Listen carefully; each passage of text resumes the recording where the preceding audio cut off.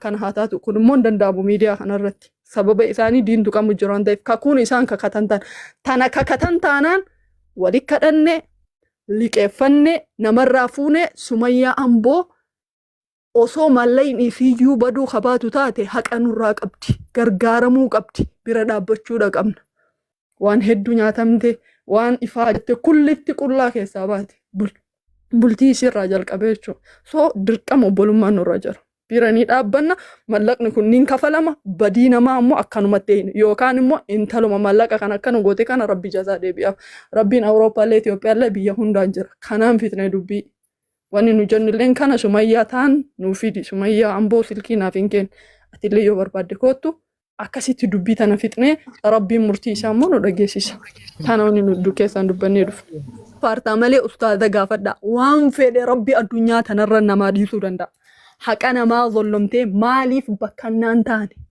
maaliif dumbulloo cabxuun taane wallaahu alladhii nafsii biyadihi lubbuu namaa yoo ajjeeste rabbi sii dhiisa laakiin haqa namaa rabbiin mirga ittiin qabu sii dhiisuu miti mirga ittiin qabu ani banii aadam jidduu hin seenu jedhee jira rabbiin tawbaan sharxii nama haqa namaa jechaan nama zollome haqa namaa jechuun kun mallaqa qofaa miti beeka jechaanilleen gochaanilleen irdii namatti nama tare tawbaan tokkoffaan waan sanirraa buqqa'u eegasii nadaamahu eegasii waan san dhiisanii bakka sanii biraa ka'u afraffaan isiidhaa nama jidduu jirti taanaani namni sun awufii sii gochuudha osoo leeylii halkan irraa 70 salaatte wallaahi wa billaahi wa tallaahi rabbiin siin dhiisu waan san nama aalama kana hunda bira salphattee rabbi biratti qulqulluu ta'uu sii wayyu ani hateenarraa kaffala ana balleesseenarraa kaffala salphini xiqqeenni dhugaa xiqqeenna yoo malqiyaamaati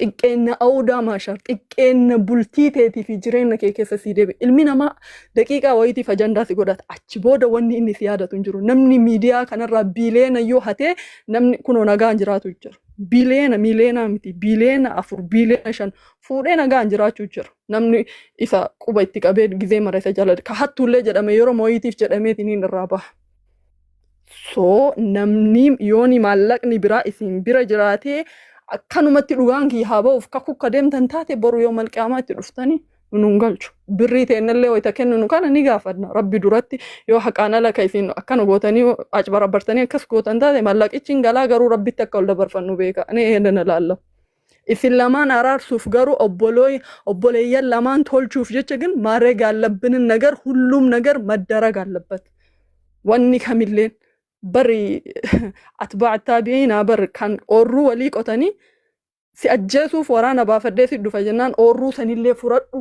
midhaan sanillee fudhadhu atummaan natti hin aarin jetteeti dur walii irra dabrite bishaan danfaa waliin naqanii obsa kee ilaaluuf jedheen jechaa turan sahaboon bishaan danfaa gabrittiin itti naqxeeti wal khaadimiin alghayda jettu tuni martiin jirtu kitti dhugaa baasanillee akka biraa akka nuti itti wal zallamnullee akka wal goonullee wal biraa akka keenya laalee rabbiin nun halaakin immoo anda jedhu ka hullu balay garuu ani dubbiin tun akka dhumattoonni nan barbaaduuf durriyyee garee shahaadaatti quba qabuu barbaadu garee shahaadaa ka takkaa namni takka eebii takkaan tuqeen beeyne miidiyaa kanarratti jalatti dhokataniitiin ummata kana miidiyaa irratti eebiin isaan hin tuyne asiin haa tuyxu jedhanii ijoollee tana dahoo godhataniiti ummata kana tuttuquu fedhan saniif maaliif gareen shahaadaa fardul cinaayaa fi fardul khifaayaa jira nu mara bakka bu'aniitiin miidiyaa kanarra dalagu jira garee shahaadaati jechuun ummata biiliyeena 2 tuqaa meeqa bakka bu'eetiin dalagu jira صح عن اللين إثنين اللين ورئيس كيس جرولين قري شهادات أشهد الله إله إلا الله محمد رسول الله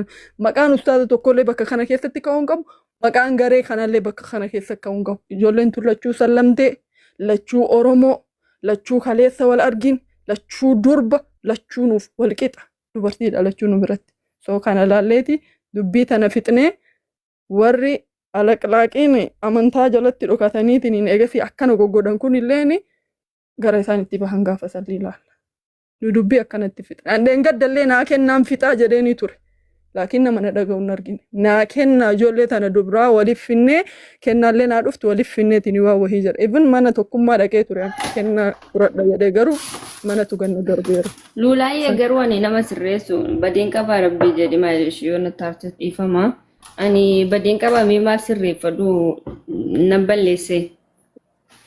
Akkiit ilma namaatiin hin dogoggora fi galee ani ilmi sirriidha namaa ofiin ta'ee hin jedhu. namni hin dogongorre hin jiru. Wanni ani jedhe wantoota babbadaa argite yookiin immoo wayita nama aarsitu kana keessa bareechitii hedduu ani maaltu akkana qunname beekta. Akka fakkeenyaatti jechuudha ustaasaa fi asirratti argitanii jirtan dheengadda fakkeenyaaf hin kaasa malee dubbiin isaa miidiyaarraa dhumateera. Mana munaatti waa'ee isaa ajandaa godhannee isaa fi ustaaza kaan ajandaa godhannee haasaa turre. Laayif irraa gadi buun. Wallaahi ni rifadhaan. Risiitii achi booda waan na bira gahe warroota nuti irraa dubbanne waan na bira gahe eebii namoota akka waan annakiirii munkara yookiin immoo raqiibii ati ta'ee wanni na bira gahe ni rifadhaan. Olin baasu jedhee osoo nan keessan achumatti sukkuumutti jiruuni fuudhanii miidiyaa irratti ol darban. Waan na bira gahe san jechuudha. Waliif finnee gaafanne garuu.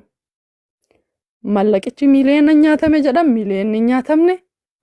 Akkana ta'e jedhan wanti sun marti bakka hin jiru. Waan garuu jidduu sanitti kuunis dubbate maqaa wal balleessuuf namni numa dubbata namni wal lole kun bar tokkichi gaarii waliin hin jedhu beeki. Hin dubbanne achumatti dhiiseeni namuma waan sanonni jedhe an akka keetii dogoggora kaansiin jedhe osoma namni lamaan kunuu kan wal miidhu taateeti dhimma miidiyaarra dhufuu hin qabne namni biraalleen haa fidu. Fakkeenyaaf namni sadaffaan bakka kana keessatti fakkeenyaaf amma yoone ani jaarsa keetiin jecha hamaa tokko jedhe ilmi namaa kana beeytii ka'abarra qalbii isaa eeggachuun tuni dirqama. Lulaayyee ani darasaa ammallee miskiina waa tokko hin beeku. Mama dhagaye laasitti ati waan na hubachuu qabdu ani darasaa miskiina ammallee waa tokko hin beeku. Inni namni guddaan mana bukkee isaa teechisee eebii asuftu ani maal ani eenyurraan barataa jira. Sigalee kana beekuu baddaati laayis duubni maaltu jira maaliif kana ta'e jalqaba jechuu qabda maamatti akkiitan dogoggora kunis sirreeffanne hin beeka akkan dogoggores garuu isaan akkamitti godhan inni ani darasaadha ani miskiina sigalee gana ammallee nama barataa jiru ያንን ነገር እኮ ተናግሬያለሁ ሱመያ ብር ስለመጥፋት እንጂ ስለ ሰው የሆነ ፐርሰናሊ ባለጉማና መሰኒ ዱበቹ ሂንቀብዱ ዱበዴራኒ ቪዲዮ keessatti dubbadheera isinillee jedheera haa ta'u garuu yogguu fakkeenyaaf amma mee suma kennaa waan akka wali himna ati saddakee qabrii seenta miti anillee addakoo qabrii seena miti wanniin ati biratti nyammaan washaw nagar sumayyaan tun haaraa kaayiroo dhayxemoo akkam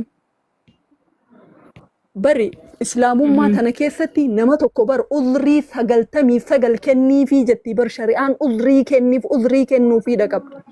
Hintalli tuni mallaqa kana namtaloo tanarra galchuu isii hintaloon tuni dubbattee jirti.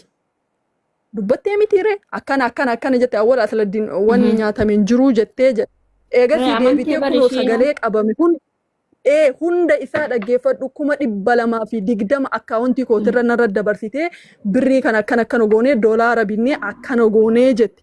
Sumayyaan tasfaayee silkiin na jalaa bade tikeetii itti ergite. Sagalee hinamannu sagalee. Qooyi bakka kanatti sagalee hinamannu waan biraati.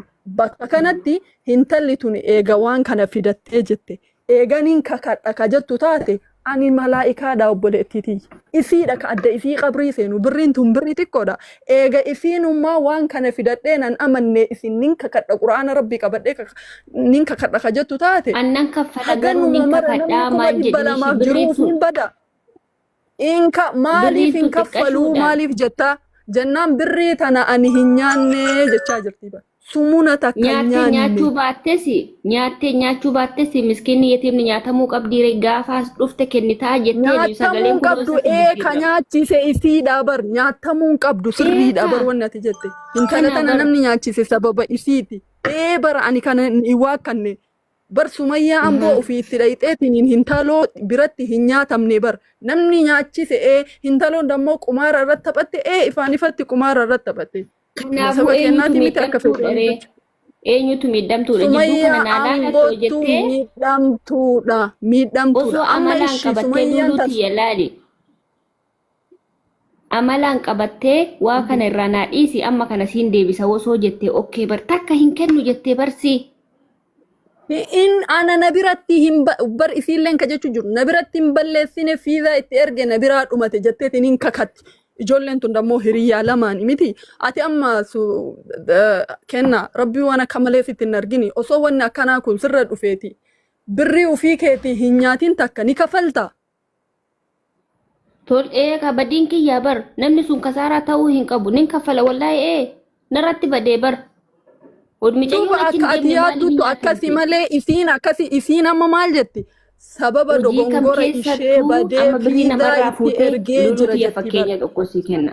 Amma ati fakkeenya maallaqa namarraa fuutee maallaqni si jalaa attuu fudhattee yaa jennu. Okay? Attuu yoo si jalaa fudhattee namarraa liqeeffatte sun dhabaa ta'uu qaba. Kana naa himi ishee. Hawwii birraa waan amma jette kanarra ragaa qabda taanaan kottu keessaan dubbaddu.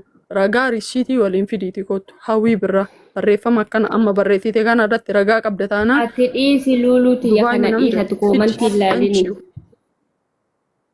Yaa wanni maali jechaa jirti. So anamma akkana fakkaate dubbadda. Akki anna fakkaate kana akkasii galee. Fakkeenya si kaase naa deebisi luuluu fakkeenya si kaase naa deebisi lubbuu qoyati. Okay. Amma fakkeenya nama tokkorraa birrii liqeeffattee hattuun immoo birrii keessa naatti yaa jennu. Inni asirraa liqeeffatte sun maa itti bilbilusaa? Nama biraan na bilbilaati yaa jiruu qaba. Ayyee shittiin itti fufi. Amma fakkeenya nama tokkorraa birrii liqeeffattee yaa jennu. Si galee birrii liqeeffattee ati birrii hattuu si jalaa fudhattee yaa jennu.